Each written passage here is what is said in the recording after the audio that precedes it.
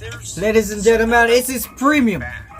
We back with it. TV shows from your childhood that just fills you with this warm, nostalgic feeling. Even though you're older now and your tastes have changed, these shows can still connect with you in ways that nothing else can today. That's at least how I feel when I rewatch The Magic School Bus. A show before everything became cynical and edgy. A show that just The Magic School wanted to Bus. teach people how the world works. But then you find something in that show that you don't remember. Something dark. Janet, you want proof? I'll give you proof. Here's proof of what'll happen to you if you stay here with your stuff. Arnold,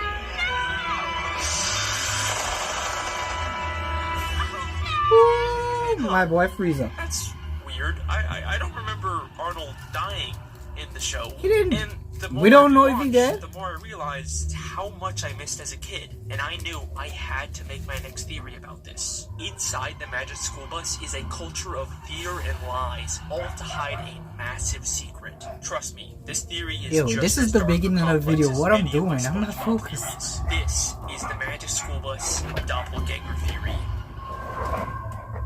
Sorry about that. But first, Before we begin, I just want to say thank you so much for all the support on Don't Feed the Muse 2. This video isn't related to the ARG, but the final episode is coming out in 2023, and I'll still be making some fun videos like this on the side. I'm gonna And be without watching further that. ado, let's begin the theory. it's already 2023. Happy New Year to you. The Magic School Bus is an animated educational kids show that aired from 1994 Your to wheels on the bus 1997 goes and later got round, rebooted round. on Netflix. Not the only in thing I remember 2017. from that. It follows Miss Frizzle and her class of 4th grade students as they use the Magic School Bus to go on crazy field trips to places like outer space, inside the human body, and traveling back in time, all to learn about how the world works. Like a lot of you, I watched it in school growing up, but it wasn't until recently that I started to question some things about the show. Like, do the parents know that their kids are regularly going on these dangerous, life-threatening expeditions? And how is Arnold still alive after taking off his helmet in space?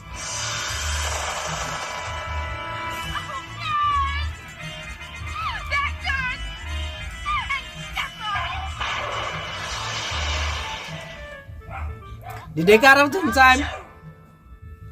Thanks, Janet. Oh, he just got a cold after being exposed to the freezing vacuum of space. That's it. Something seems wrong here. But wait, before we even begin to question the logic of the show, we have to ask if there's even anything here worth theorizing about. I get this comment all the time. It's just a kid's show. And you're right. When it comes to most kid shows, there's usually no internal logic to how or why things happen. And it would be pointless to try and make a theory about it. Except, here's the thing that sets the Magic School Bus apart from most kid shows. The show itself is constantly pointing out and questioning its own logic. It does this at the end of every episode during something called the producer segment. At the end of every episode, a character known as the producer for the Magic School Bus TV show shows up and answers questions from the fans. Hello. Hi, you work on the Magic School Bus show, right? You bet, I'm the producer. That's right. Just like SpongeBob, the Magic School Bus breaks the fourth wall and acknowledges the fact that it's a TV show. Except, Magic School Bus does it in a very interesting way. At first I thought this character was supposed to be an animated stand-in for the actual real-life producer of the show, but the producer doesn't talk about the show like it's animated. He talks about it like it's a live-action production. How come there was only one kind of bat on your show? There are almost 1,000 different kinds, you know. Well, those kind of bats were banned from the set. In fact, everyone talks about it like it's a live-action TV show. Is this the bakery where they filmed that Magic School Bus show? Yes. What we are seeing here is not the actual producer of the PBS animated Magic School Bus show. We are seeing a fictional producer character for an in-universe live-action TV show inside of the real-life animated Magic School Bus show. It's confusing, I know. Think of it like a mockumentary where the filmmakers are just as much part of the story as the characters. So, just like my SpongeBob television theory, everything we see in the show is being filmed by in-universe cameras, and everything that happens is just scripted for the purposes of creating an educational live-action TV show. Since why can a bus shrink and sprout legs like a bullfrog? Since the scriptwriter wrote it in for the purposes of this episode. You didn't believe the part where the kids got so close to the volcano. It's television.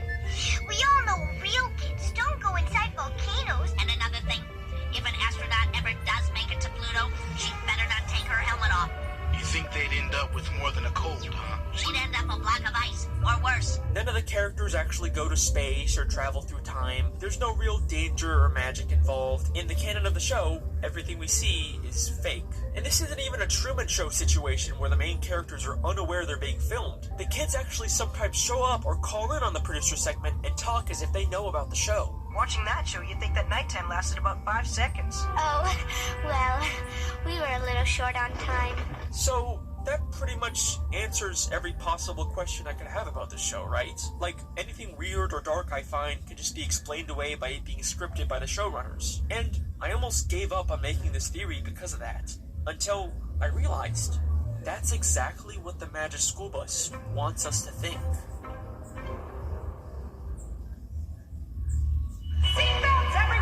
Oh, well, I guess all the secrets coming out now. In Season 2, Episode 3, The Busasaurus, the class travels back in time on the Magic School Bus to visit the dinosaurs. During the episode, they keep track of which dinosaurs only ate plants with this chart. But when they go back to the present, we don't see the class take the chart with them. Just like the end of every episode, they have a producer segment, this time with a guest star from the show, and they clarify none of the magic they showed was real. So no one's ever traveled back in time and seen real dinosaurs? Absolutely not. Time travel is impossible. But it's what happens at the very end of this segment that changes everything. Oh, but of course it's not. Oh. Dang. How could they find the dinosaur chart buried underground if the time travel wasn't real? This directly contradicts what the producers are constantly saying. Wait, it's two what could happen. They didn't go nowhere, they just fake it. Segments. Which reminds me why I called in the first place. Yes? I'm still waiting for someone to get that pile of litter off my planet. Everybody knows there's no such thing as ghosts. You could never use scum for bungee jumping, not in a million years. I wish you guys would stick to the facts. It took water more than 15 million years to carve out the Grand Canyon. About as long as it's going to take you to freeze that water. The impossible things that happen on these field trips are clearly real in the canon of the show, but why are they lying about it? In fact, they seem to get kind of nervous whenever the callers get pushy about what's real and what's not. It would have taken weeks for the asteroid to reach the sun. You made it seem like it could happen in seconds. Well, we had to fake it. And Ms. Frizzle must be magic. Why do you say that? What was that? That? Oh, that was just the sound of Liz stretching the truth. So why not just tell them that it's a real Magic School Bus? What's with all the secrecy?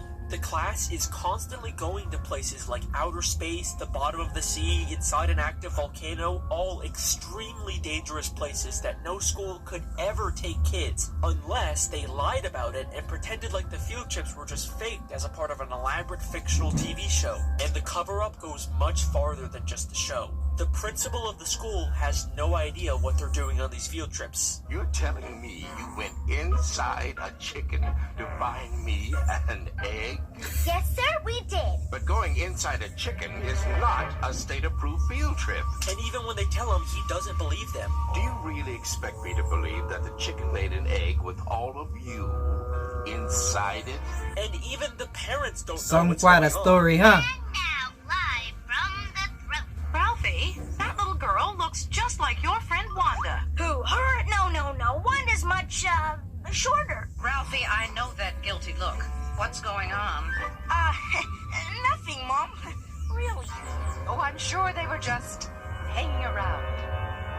Right, Ralphie? Right, Miss Frizzle. It's never explicitly stated in the show, but if you pay attention, it's clear that these field trips are a massive secret, and the kids are actively helping hide it. But Miss Frizzle, we can't let Mr. Junket know the bus is magic. He can't know what he can't see. But why? I could see why the producers are hiding the secret, but why are the kids in on it? Maybe it's just because they love the field trip so much, and they know that if the secret got out, they wouldn't be able to go on them anymore. But I think there might be something more going on here. In the very first episode of the Magic School Bus, Arnold brings his cousin Janet to visit his school, and she mentions that Arnold told her all about the field trips they go on. Arnold told me all about your field trips, Dorothy, and What did he say? Look at their reactions to hearing this. They are terrified of someone else knowing the truth. Now, I've already shown you that clip of Arnold taking off his helmet and freezing in space, but I didn't show you why he did it. Throughout the entire episode, Janet is trying to collect proof to prove that she went to space. And in order to convince Janet not to bring back incriminating evidence, Arnold does this. There's no way I'm going home without my stuff. It's proof. Nobody will believe me without it. Janet, you want proof? I'll give you proof. Here's proof of what'll happen to you if you stay here with your stuff. Arnold, no! That way she can't take nothing. Arnold is more afraid of Big Janet distraction. exposing their secrets than taking off his helmet in space. What could these kids possibly be so afraid of happening if the truth got out? Well, in Season 1, Episode 11, we actually do get to see what DA thinks would happen if her old teacher found out about their field trips.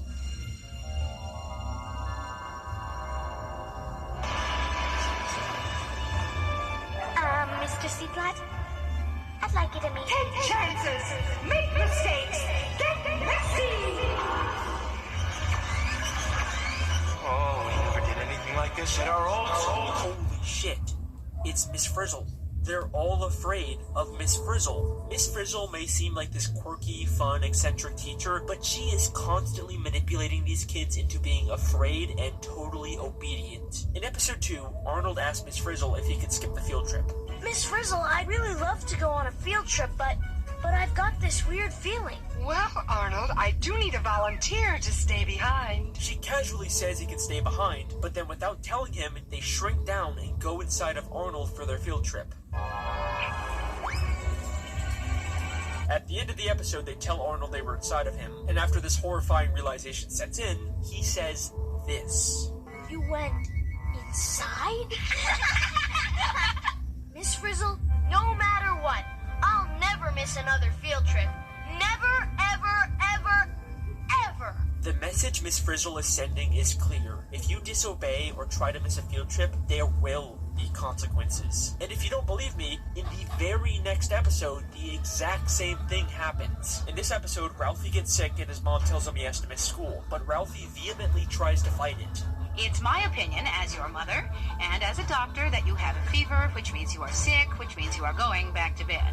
But Mom! Seems kinda weird, right? Usually kids love to miss school, especially a slacker, goofball character like Ralphie. But no, he knows there will be consequences if he misses a field trip. And as expected, the class goes to his house, shrinks down, and goes inside of him. It's like an unspoken rule of the class. If you miss a field trip, you will become the field trip. There is a culture of fear and lies in the classroom, and Miss Frizzle is at the heart of all of it. No matter what, you must keep her secrets and continue going on these dangerous field trips. Bro, this even thing with got the risk me of getting hurt thinking. or worse. I'm not saying nothing in Which this brings me good back to my couple of original minutes. question. How did Arnold 'Cause I'm trying to actually listen to survive this after thing taking real off his good. helmet in space? It's What good. if I told you he didn't? And the Arnold we see after this is not the same Arnold. How come? It's just characters, they could just change them up, ain't it?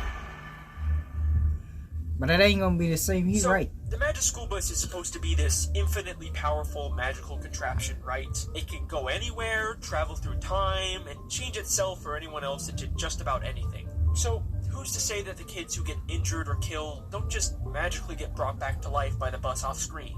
But after Arnold comes back from being frozen in space, he acts different. In the very next episode after he gets frozen, they keep calling attention to the fact that Arnold is acting weird for some reason. You feel alright, Arnold? It's sort of explained away in the episode, but it's weird how they keep bringing it up. Miss Frizzle, I'd really love to go on a field trip, but I've got this weird feeling. And before he was frozen, we heard him say this. I wonder where we're going today. Inside a rotten log. Been there. To the bottom of the ocean. Done that. He mentions how they've already been to the bottom of the ocean and inside of a rotten log. But they visit both of these places in future episodes, and Arnold never mentions the fact that they've already been there. In fact, no one does. It's like they don't even remember these past field trips. And this show does. So they doing the same thing over and over? For mentioning old field trips. This looks familiar, kind of like when we were in your bloodstream, Ralphie. Remember? There's something really strange going on with these kids, but for the longest time, I couldn't figure out what it was. And then I discovered something. Something so impossible and confusing that when I saw it, it honestly gave me chills. What that could be now. Episode 2, the magic school bus shrinks down and goes inside of Arnold to learn about the digestive system. But there's something inside of Arnold that made me question everything about this show. Something that I guarantee you wouldn't normally notice. Are you ready? Let me play the clip. I'm ready. Show me. It's What? where your food goes after you swallow. Miss Frizzle, what are you doing? Did you see it? Let's slow it down a bit.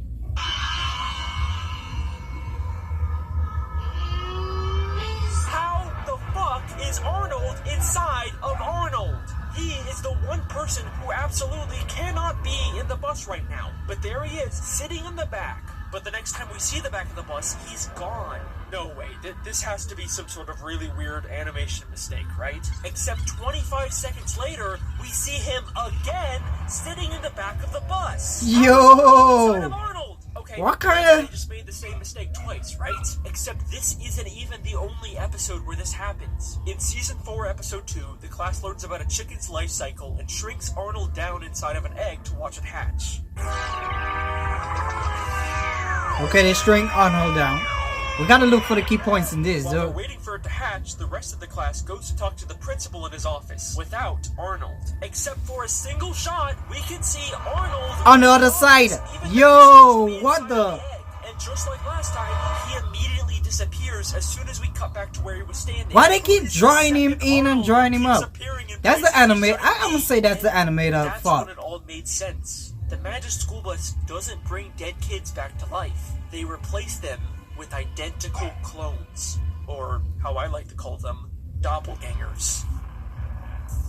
It is no coincidence that this second Arnold showed up in the episode immediately after Arnold died in space. This is either the space Arnold's body or some sort of rogue doppelganger they lost track of, trying to blend in the back of class. But wait a second.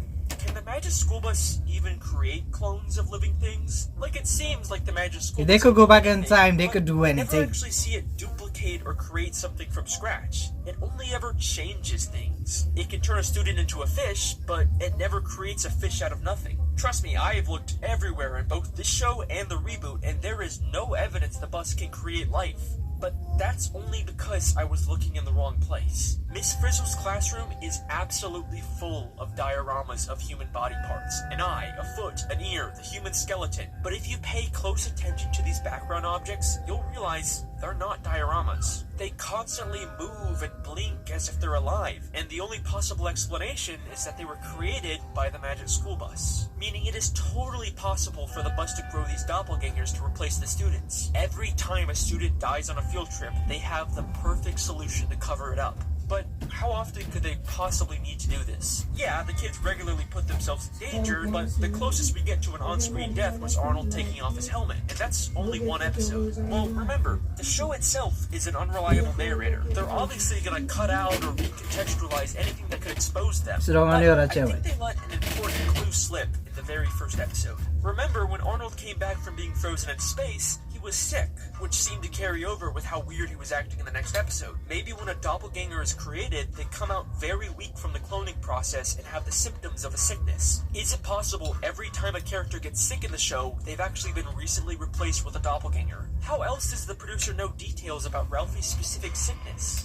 What were those kids doing visiting Ralphie when he was so sick and tired? Oh, well, don't worry. He wasn't infectious. And Ralphie not being infectious would make sense if it's not actually a sickness, but the symptoms of being a newly grown doppelganger. And the same episode Ralphie gets sick, the skeleton in the classroom has a completely different outfit from previous episodes, with a different tie and no sunglasses. Maybe the classroom skeleton is where they store the body of the last dead student. It even has very similar You're trying to shoes say that's Ralphie's. Arnold. But this goes far beyond just the occasional student getting replaced. I have found evidence of past field trips that went so horribly wrong that no student came back from them alive. In episode 4, they shrink down and take a field trip into the ocean. Eventually, they get fished out by a fishing woman who says this. Nope. Already have a bus. why would she have already fished up a miniature bus from the ocean? I caught that too. Maybe it's like a toy or something, but that's not the only time something I like showed this that's an happens. old. In Season 2, Episode 1, they explore an underwater volcano and briefly pass by a random sunken ship. Except, if you look closely, it has a figurehead of Miss Frizzle on the front of the ship. Why on earth would a random ship at the bottom of the ocean have this? Well, it looks a lot like when the Magic School Bus turned into a boat in Season 4, Episode 13, and had a figurehead of Liz, the class pet. These are the wreckages of past failed field trips where nobody returned alive. There have been countless children who have died on these field trips, but why? What is the point of all this? Who's really running the show here, and what is the true identity of Miss Frizzle?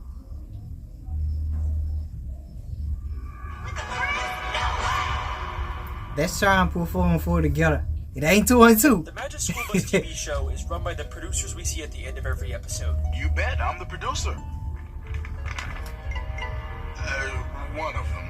There's 2 characters who have been called producers of the show, and we never find out their names or where they came from. But do they look familiar at all to you? They have a very similar appearance to Tim and Wanda. Is it possible the producers are actually the original students who survived all these years? And the similarities go far beyond just their appearances. The male producer is seen working on a bee farm that we've never seen before, but Tim mentions in Season 3, Episode 1, that his grandpa owns a bee farm. I've been delivering honey for my grandpa's bee farm all summer. Maybe the producer is working on his grandfather's farm. And just like how the producer works on storyboards, we see Tim working on his comic books. The female producer has a big plush frog in her office, and we know Wanda used to have a pet frog that she loved. You know, Miss Frizzle, I was really glad when you said I could bring my best friend Bella the bullfrog to school. In fact, in Season 1, Episode 5, Wanda has to let her pet frog go to live a happier life in the wild, and we see the producer rewatch this scene and cry. Bye, Bella. I know you're going to have a good life here, but I am going to miss you. Bella! Bella! I think it is very likely that the producers are the original Tim and Wanda. But what about the rest of the original students? Maybe Tim and Wanda are the only survivors, but I did find this guy working at a carnival in Season 2, Episode 10 that looks a lot like Ralphie. And I could also totally see Ralphie. I know I going got up the to name a wrong. carnival. I know What it. about Miss Frizzle? Even though we see the producers running things at the end of the episode, it seems like Miss Frizzle is also in charge of the show. You really expect us to believe that Mikey had the power to actually knock the belt clear off the hammer slammer? Just between us, we had a story conference about that, and it was Miss Frizzle's idea. But we know nothing about Miss Frizzle's past, and obviously she doesn't resemble any of the kids like the producers do. I mean, the closest comparison we have is Arnold with their similar hair color, but obviously Arnold is male and Miss Frizzle is female, right? And that's what I thought too, until I discovered Pickle Theory. Pickle Theory is not a theory I created, it's something I discovered while researching for this video. It stems from this weird moment in Season 2, Episode 7 with Miss Frizzle. Whoa! There's a ton of pickles in here. You caught me, Ralphie. Oh, I have a private and powerful passion for pickles. Even if I told you the context of this episode, this moment wouldn't really make sense. Miss Frizzle just has a secret closet full of pickles and a private and powerful passion for them for some unexplained reason. But this is where Pickle Theory comes in. To understand Pickle Theory, you need to understand that there's a common medication used in hormone therapy for trans women that has the side effect of making you crave sodium. And pickles are very salty, so they've become a common snack in the female transgender community. And Pickle Theory states that this weird moment with Miss Frizzle getting into a private craving for pickles is a hint about her actually being a transgender woman. And I think it's a cool theory, but probably not enough evidence to win me over yet. And even if it is true, there's definitely not enough evidence to say Miss Frizzle is the original Arnold. I mean, she doesn't even wear glasses like him. But then I watched Season 4, Episode 10, where we actually get to see inside of Miss Frizzle's house for the very first time. And I found a picture on her wall that is going to blow your mind. A picture of someone who looks a lot like a female version of Arnold, right down to the yellow and white shirt and glasses. I think this is what Miss Frizzle looked like as a kid. Either she's transgender, or the cloning process can just create different gender versions of characters, but whatever it is, you can't tell me this doesn't make it seem like Frizzle is a female version of Arnold. Even her name, Miss Frizzle, sounds fake. It sounds like something she just made up because she has frizzy hair, a trait that she shares with Arnold. All of the people running the Magic School School Bus show are the original versions of the students, creating doppelgangers of themselves and forcing them to go on dangerous field trips. But why? What is this all for? To make the Magic School Bus TV show. I'm kinda and getting educate confused. The kids of the world, and god damn it, it worked. This is the Magic School Bus. Magic School Bus. This is the Magic School Bus. You mean Magic School Bus? Magic School Bus. Magic School Bus. Magic School Bus. I love the Magic School Bus. The Magic School Bus. In this universe, everyone knows about the Magic School Bus. It is a massive success. If you want to educate the world, then in the words of Miss Frizzle, you have to take chances, make mistakes, and get messy. Get very, very messy.